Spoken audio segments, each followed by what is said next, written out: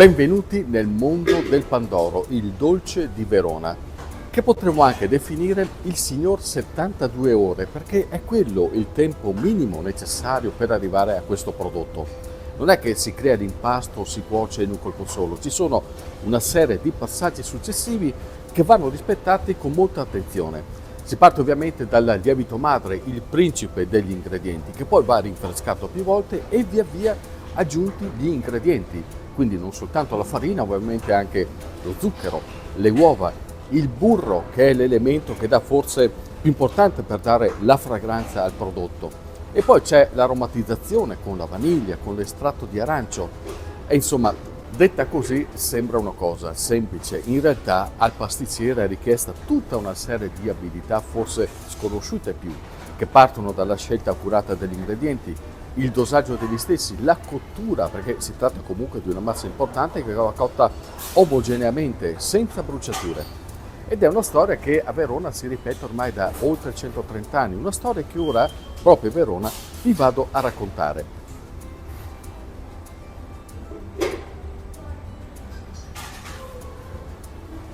Allora, facciamo così, visto che sei lì, vai avanti tu, tanto sai come si fa, hai pratica, ciao ragazzi, eccetera, eccetera.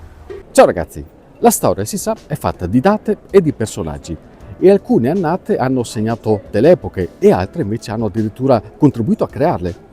Prendiamo ad esempio il 1894.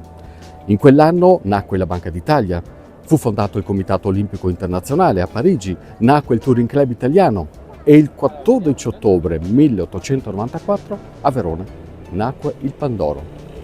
In quella data infatti Domenico Melegatti, pasticcere in corso Porta Borsa, proprio qui vicino, depositò il brevetto che lo consacrò ufficialmente come il vero primo inventore del Pandoro. E questa fu un'intuizione che segnò un'epoca, perché alla fine poi il Pandoro segnerà nei decenni successivi il Natale di molte famiglie veronesi e ormai anche di diverse parti del mondo. Fu un'intuizione geniale perché quell'invenzione in pratica accorpò i valori che erano già intrinseci in altri dolci della tradizione natalizia veronese, come per esempio il levà, che era questo preparato lievitato che le donne, si dice, facevano alla notte della vigilia di Natale, oppure il nadalì, ma su questo torneremo più tardi. Ma soprattutto quella a cui Domenico Melegatti con l'invenzione del Pandoro diede forma, diede corpo, fu una vera e propria eredità culturale e produttiva, perché poi furono diversi gli imprenditori che si avventurarono nella produzione del dolce lievitato veronese per eccellenza, imprenditori e famiglie sostanzialmente. Una di queste fu anche la famiglia Perbellini, qui a Popolone dove ci troviamo oggi, anche se le loro radici sono di Isola della Scala. Teniamo presente che nel 1892 Melegatti ha brevettato la ricetta del Pandoro e il brevetto in Italia dura 25 anni. Dopo i 25 anni chiunque può comunque rifare il prodotto. Nel frattempo mio bisnonno aveva fatto l'offella, si era inventato questo dolce che aveva una pasta simile ma aveva una forma differente e ha proseguito con questo prodotto. E quando si è potuto tutti quanti riproporre il Pandoro, l'hanno proposto sia mio bisnonno che anche altri produttori a livello veronese. Ma come nacque questa ispirazione in Domenico Melegatti? Come riuscì a scegliere gli ingredienti e i dosaggi giusti per arrivare a fare il Pandoro così come lo conosciamo oggi? Tra poco ve lo dico. Prima però permettetemi di raccontarvi due aneddoti che testimoniano la forza dirompente di questa idea. Ad esempio, quando nacque il Pandoro non fu accolto così benevolmente, così dicono le cronache, da parte dei colleghi fornai e pasticceri. C'era un certo scetticismo che in realtà forse mascherava più una certa invidia. Allora che cosa fece Domenico Melegatti?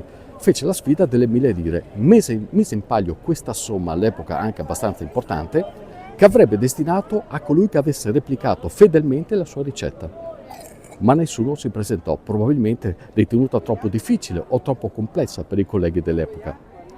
E poi un altro aneddoto è legato ad Angelo dall'Oca Bianca, il famoso pittore veronese che molto spesso ritrasse anche Piazza Erbe, dove mi trovo attualmente. A lui, Domenico Melegatti, commissionò l'ideazione dello stampo, che è rimasto fino ai nostri giorni, questa forma conica a 8 punte. Ma queste 8 punte hanno una storia ancora precedente. Il Pandoro è figlio del Nadalin. Nadalin era un tipico dolce veronese del 1800 ed era una pasta molto più asciutta di quella del Pandoro, con meno burro, meno uova, e una pasta più povera. E questa pasta era tagliata a spicchi, a forma di stella, e poi veniva cotta su una padella.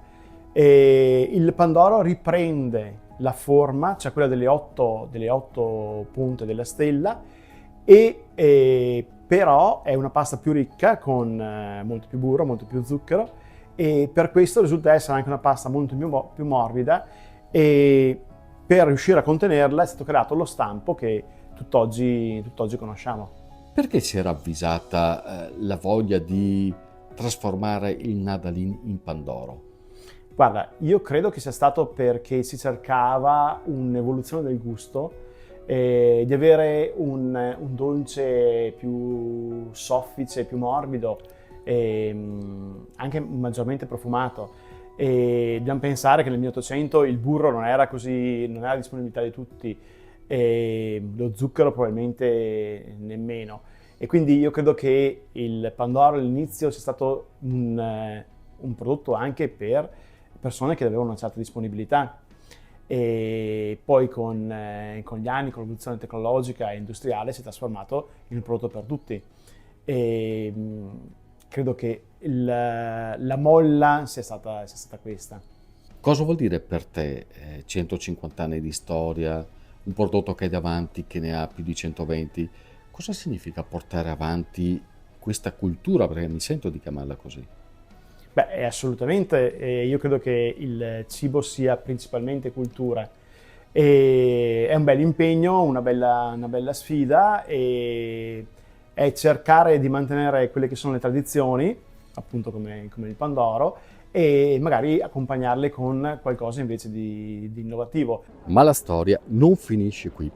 Siamo a pranzo di Natale, arriva il momento del dolce, quindi il momento del Pandoro, che molti accostano al classico calice di spumante, che non c'è niente di male, per carità. Però, essendo il Pandoro il dolce moderno della tradizione veronese, forse non è sbagliato pensare a un accostamento con un vino dolce tipicamente veronese e che arriva da molto lontano nel tempo. Io il Pandoro lo abbinerei al Recioto Rosso, che è il tipico vino dolce di Verona, che viene fatto in Valpolicella. Perché proprio Recioto? Rosso? Perché con i dolci lievitati si sposa molto bene. E per questa caratteristica sua di dolcezza, di pienezza, di rotondità, che poi sotto le feste, oltre che per quanto riguarda la dolcezza, anche per il colore, il rosso, che per il Natale è il colore del simbolo. Il vino ha una caratteristica che ricorda nel profumo la mora, il lampone, il mirtillo, la ciliegia, la marena. Come sapore ha un sapore dolce, rotondo, molto vellutato, e proprio per questi motivi è ideale da accompagnare al Pandoro.